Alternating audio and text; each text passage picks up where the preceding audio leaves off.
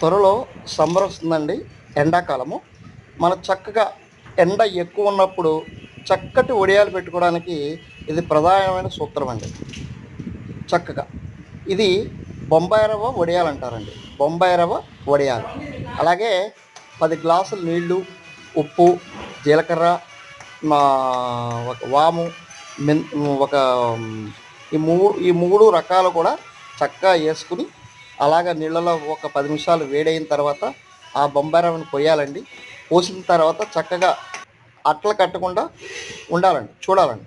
చూసిన తర్వాత ఇలాగ మేడపైకి వెళ్ళి చక్కటి వడియాలు మనం అలాగా తడిగుడ్డ మీద పెట్టుకున్నట్టయితే చక్కగా చాలా బాగుంటాయండి. ఈ సమ్మర్లో ఎన్ని వడియాలు పెట్టుకుంటే అన్ని వడియాలు మంచివండి. ఇప్పుడు ఎండాకాలంలో వడియాలు పెట్టుకుని వానాకాలంలో చక్కగా మనం తిన్నట్టయితే వానాకాలంలో చాలా బాగుంటాయండి. థ్యాంక్ యూ అండి. Thank you.